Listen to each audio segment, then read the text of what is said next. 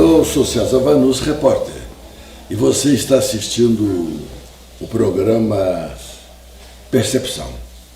Nós vamos dar continuidade agora ao papo com Cláudio Carone. Como você sabe, já foi visto anteriormente, Cláudio Carone é dirigente de um movimento gnóstico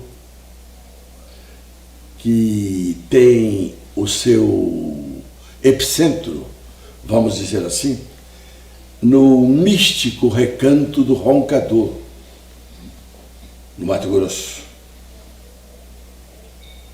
E este movimento, conhecido por Santuário Místico e Ecológico do Roncador, tem propostas de natureza transcendente que estão sendo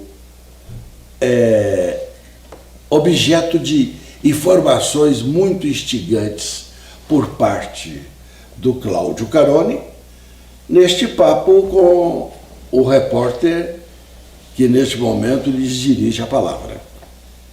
Ô Cláudio, vamos dar sequência ao nosso intrigante... Vamos para frente. Ao intrigante depoimento que você traz aqui sobre as ações desenvolvidas da Serra do Roncador. Vamos. Muito bem. Como nós estávamos falando, na parte iniciática do Roncador, essa escola iniciática do Roncador, que se chama-se o Terceiro Colégio Gnóstico no Roncador.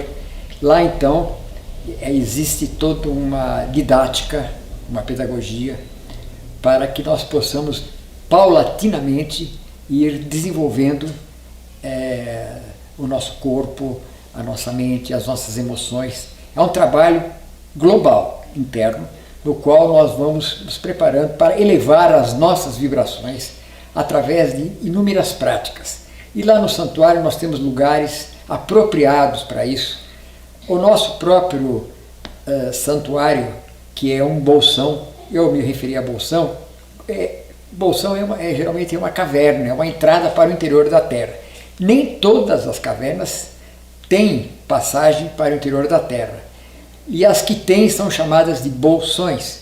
Bolsões para onde? Para o Duarte.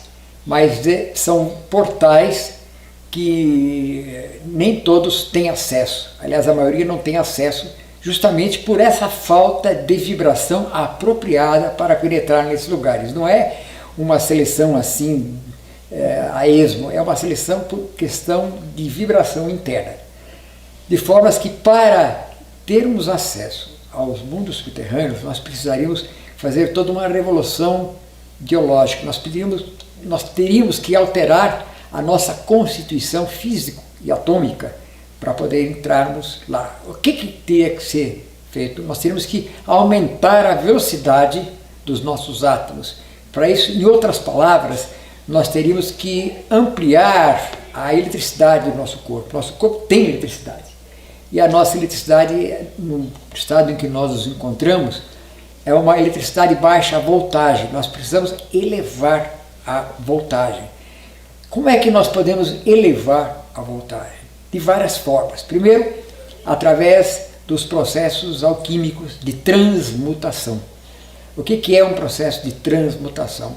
Começa-se a transmutação pela preservação das energias. Antes de transmutar, nós temos que acumular, reter, preservar. Por isso eu me referi à matéria-prima de Deus. A matéria-prima de Deus é a energia criadora, energia da qual nós nascemos. Sem a preservação da matéria-prima, nós não podemos pensar em alquimia, nós não podemos pensar em transmutação, não podemos pensar na pedra filosofal e adquirir a pedra filosofal, que é todo um trabalho de autorrealização profunda e demorada, não é uma coisa assim rápida. A eletricidade do corpo, ela vem de diversas fontes. A fonte principal é a energia que nós chamamos de energia Kundalini, que é uma energia que todos nós temos em forma natural, mas que não está desperta, ela está em estado latente. Mas nós temos esse potencial elétrico que pode ser desenvolvido de que forma? Aprendendo a respirar corretamente, aprendendo a pensar corretamente, a sentir corretamente. É a tal história. Muitas vezes nós queremos fazer um trabalho espiritual, mas nós não temos a energia específica. Nós estudamos, podemos ler todos os livros, estudar o que vocês imaginarem, mas sem a vivência daquela teoria não adianta nada. E lá no Roncador nós temos os meios para vivenciar essa sabedoria. Nós temos lá esse santuário que tem uma energia muito especial, é uma energia que favorece muito os estados meditativos. Nós temos uma trilha dos chakras, que são ogivas. Em cada uma dessas ogivas nós temos um lugar apropriado para meditação. Cada ogiva se refere a um dos 7 chakras. Nós temos um nurag, onde nós fazemos trabalhos de vocalização, de mantras, e nós temos umas pirâmides suspensas. Vamos fazer uma pausa aqui, porque é como eu já sublinhei anteriormente, né? Você já entrou na pirâmide suspensa? Fui. Então. Nós vamos falar nisso agora mesmo. Mas o que eu quero dizer é que você traz tantas e tão instigantes revelações que, se a gente não fizer uma pausa, o telespectador fica um pouco perdido, né? Então vai. Então eu queria interromper no seguinte ponto. O lado iniciático do trabalho executado pela gnose, do movimento do qual você é dirigente. Lá no Roncador, um deles, né? Um dos dirigentes, ele conduz a possibilidade da pessoa promover uma autorrealização, sim, uma promoção espiritual através da aquisição de técnicas de vibração energética. Sim. É isso mesmo? Certo. Muito bem. A pessoa que atinge, vamos dizer, o patamar mais elevado, o clímax desse processo evolutivo, ela chega aonde? Bom, nós temos que levar em conta que cada um de nós tem uma particularidade diferente. Nós temos que descobrir o ritmo da nossa particularidade. Nós não podemos pegar como exemplo um mestre ascensionado e queremos seguir o mesmo caminho desse mestre. Cada um de nós vai ter um caminho diferente, cada um de nós vai ter um resultado diferente, cada um de nós temos uma constituição física diferente, temos uma herança genética diferente, temos causas anteriores, ou seja, karmas diferentes, de formas que cada um vai experimentar um resultado íntimo, particular.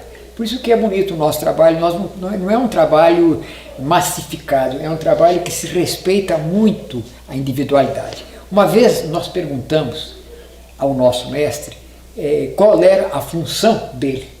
Ele disse: a minha função é colocar vocês em contato com o mestre interno de vocês, porque eu sou apenas um instrumento para que vocês reencontrem dentro de vocês essa fonte inesgotável de sabedoria.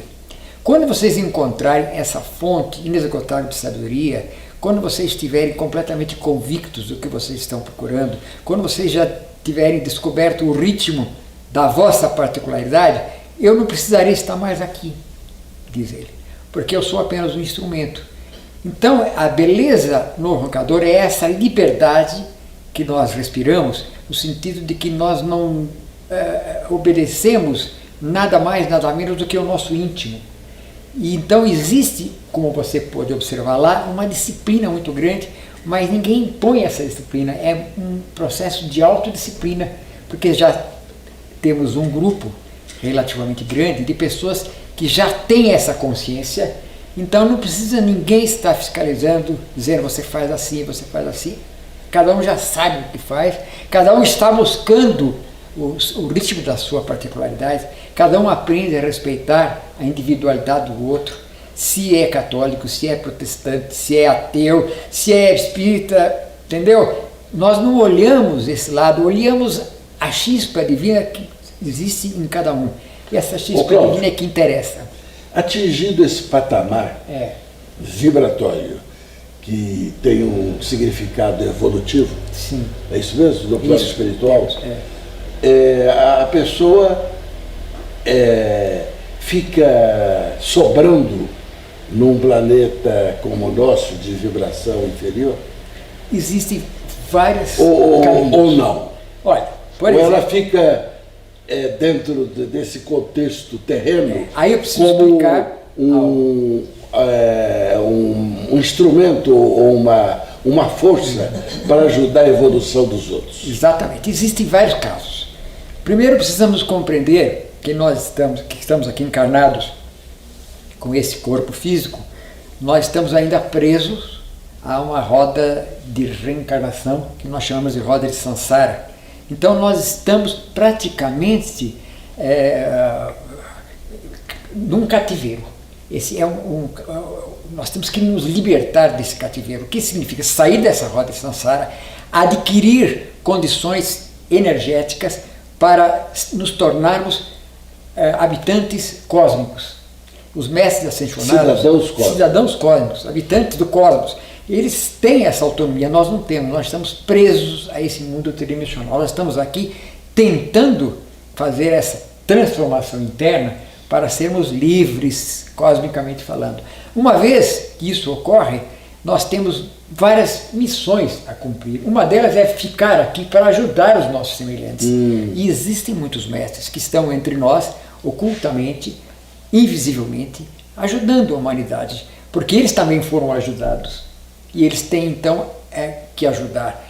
Existe dentro do conhecimento gnóstico, uma máxima que diz o seguinte: a caridade é uma usina de luz. Quando você ajuda o seu semelhante, você está acumulando luz para você mesmo. Então, por isso que nós observamos os kardecistas, os espíritas, eles se dedicarem quase que integralmente a ajudar os seus semelhantes, porque eles estão ganhando capital cósmico para se liberarem, para se libertarem do cativeiro em que se encontram. Nós trabalhamos muito lá aliás, como você pôde observar lá no santuário, ajudando com a vibração de cura. Agora nós estamos construindo um pavilhão de regeneração, que é um pavilhão também que vai ser destinado a ajudar as pessoas doentes, pessoas que têm dificuldades, tanto físicas como mentais.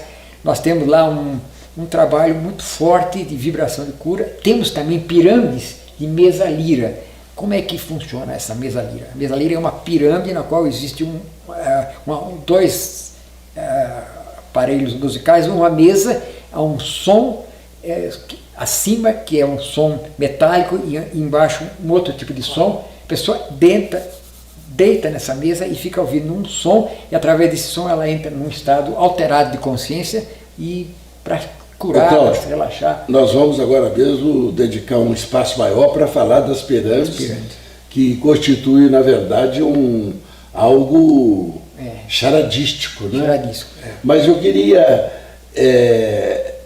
retornar... Mas deu para entender o que eu expliquei? Porque nós não poderíamos generalizar, olha, depois que nós passarmos pela autorrelação vai acontecer isso. Não é. Mas eu queria insistir num ponto aqui. O ser que emerge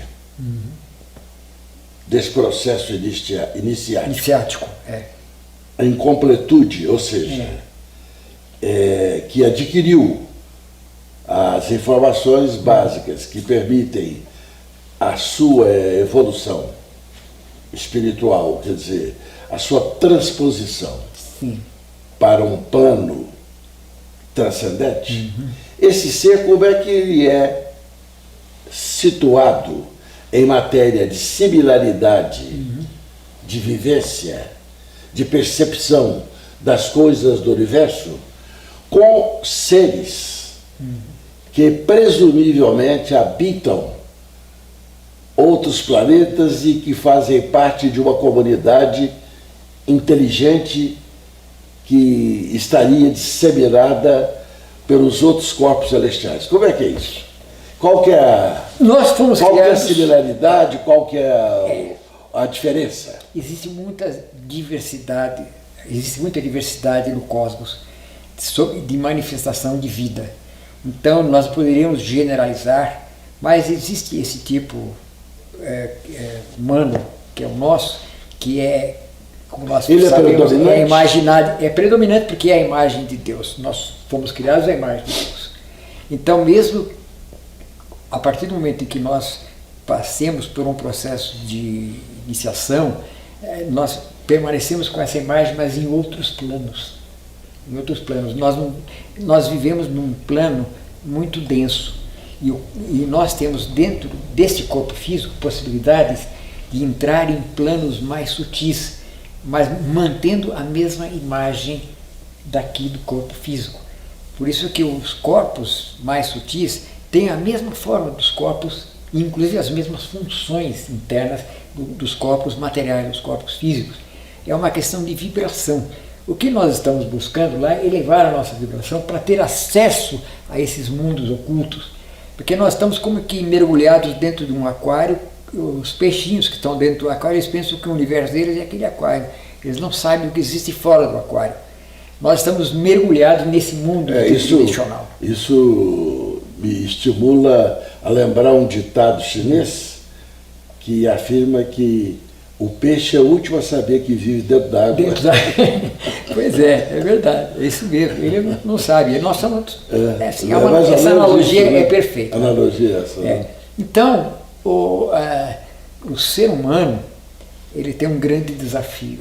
Primeiro de tudo, é ele compreender que ler, estudar, adquirir conhecimento não leva à libertação do cativeiro. É preciso ter conhecimento, ter sabedoria, ter informação, mas é preciso prática, é preciso disciplina interna, vontade, convicção. Porque qual é o nosso objetivo maior? É ter acesso aos portais, ter acesso ao mundo interno, ao mundo interior. O templo, o corpo, nós temos um templo, é um templo perfeito. O altar desse templo é o nosso coração. Então, o Hermes Trismegisto, ele diz o seguinte: dou-te o amor, que é o sumo da sabedoria. Sem o amor você não vai a lugar nenhum. Então, a premissa fundamental da iniciação é o amor. Porque quando você desenvolve o amor, você está entrando dentro do altar do seu templo. E no altar do seu templo você pode conhecer a sua divindade interna. E é a partir dessa divindade interna que você vai passar pelas iniciações. As iniciações não são da personalidade, são do ser, da chispa divina. Então, a iniciação é algo íntimo, porque se relaciona com a divindade, com o íntimo de cada um de nós. E no universo existem planetas com iniciações diferentes, com formas diferentes. Tudo que nós estamos falando se relaciona ao nosso sistema solar e da nossa galáxia. Agora você imagina que são 200 milhões de galáxias, uns milhões e milhões de sóis, milhões e milhões de sistemas solares. Então, nós buscamos uma unicidade. Essa unicidade seria como o grande arquiteto do universo, conhecido pelos maçons como essa fonte inesgotável de energia cósmica a qual nós temos acesso, uma vez que nós preparemos o nosso corpo físico. E como é que nós podemos preparar o nosso corpo físico? Melhorar a qualidade da nossa aura. A nossa aura, que é a energia radiante que nos envolve, ela é o retrato dos nossos estados anímicos internos, nossos estados emocionais, da nossa saúde, daquilo que nós pensamos, daquilo que nós falamos. Então, no Roncador, nós fazemos trabalhos intensos para o desenvolvimento e expansão da nossa aura. Porque quando nós expandimos a nossa aura, isso significa que nós estamos aumentando a nossa eletricidade. A aura é como se fosse uma cerca elétrica. E é muito interessante, porque quando uma pessoa trabalha com essas virtudes internas e aumenta e expande a sua aura, ele fica protegido contra as intempéries do mundo, até mesmo contra os assaltos, contra os problemas que hoje em dia nós conhecemos como os problemas urbanos de violência. Por quê? Porque essa aura se expandindo, ela se torna uma aura protetora Mas como funciona isso? No momento que você está, por exemplo, no trânsito, por que escolhem uma pessoa para assaltar e não você? Por que entram na casa de uma pessoa que não é você, que é essa outra pessoa? Por quê? Porque depende da vibração, depende da aura das pessoas que estão vivendo naquele lugar. Então, quando nós criamos um ambiente com várias pessoas, com auras mais elétricas, mais fortes, há uma proteção toda. Existe um caso muito interessante de um iniciado que já alcançou um domínio da viagem astral. E ele nos relata o seguinte, que ele numa dessas viagens, na qual ele estava com o corpo no seu leito, mas ele saiu e foi viajar, estava sobre São Paulo. E no momento que ele viajava em São Paulo, ele viu uma espiral e resolveu entrar naquela espiral. Mas quando ele entrou na espiral, ele viu que tinha uma energia muito pesada, que tinha seres horripilantes. Mas ele, como curioso, ele resolveu entrar. E quando ele entrou, era um bordel. Ele entrou no bordel e se assustou e voltou para o corpo. E continuou essa pesquisa e entrou numa taverna. Entrou em todos os lugares que ele entrava desse tipo. Ele via que esse lugar era infestado de almas negativas, porque eram lugares que não tinham nenhuma proteção. Depois ele foi num hospital, e era um hospital que se fazia muitos abortos. E quando ele entrou nessa espiral, dentro desse hospital, ele viu uma quantidade muito maior de monstros. E esses monstros, eles estavam todos ao redor dos fetos que haviam sido retirados nos abortos. Quer dizer que então toda a prática negativa, e o aborto é uma delas, a bebida, a droga, atrai esse tipo de entidades, Depois ele, continuando essa experiência, ele foi entrar num lugar, ele viu uma espiral dourada, linda, bonita, cheio de anjos, cheio de seres superiores. Ele entrou, era uma sala de meditação transcendental, onde as pessoas estavam harmonizadas, fazendo mantras, fazendo prática, meditando. Está entendendo? Então, as vibrações dependem muito das auras das pessoas que participam desses lugares. E no Roncador, nós temos umas práticas específicas para trabalharmos com as nossas auras. E através da respiração, através da conduta, o caráter da pessoa é muito importante, a ética. Nós damos muita importância à ética no relacionamento com os nossos semelhantes, ética com relação à família, ética com relação a parentes, com relação a cônjuges. E tudo isso aumenta a nossa força, a nossa vibração, e isso tudo se manifesta onde? Na aura. E o que é a aura? A aura é a eletricidade. Aumentando a eletricidade, eu começo a ter acesso aos mundos eletrônicos. Entendeu? É todo um processo gradativo. Permita-me uma outra pergunta aqui. Como não?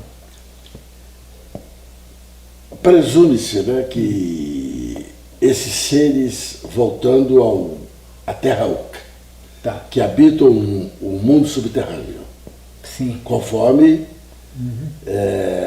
a percepção do movimento gnóstico. Presume-se que esses seres desenvolvam um tipo de tecnologia mais avançada do que a que domina o nosso planeta. Com certeza. Baseados nisso, a gente formula a seguinte pergunta. Qual a razão pela qual eles não resolvem desenvolver uma ação socorrista do planeta e trazer essas tecnologias para a adoção imediata no sentido de aliviar os padecimentos aqui na face da Terra? Simplesmente por dois motivos. O primeiro motivo é que eles não interferem no livre-arbítrio, porque eles acham que todo o sofrimento, todas as adversidades que nós estamos passando aqui no mundo fasciano são necessárias para o nosso crescimento interno.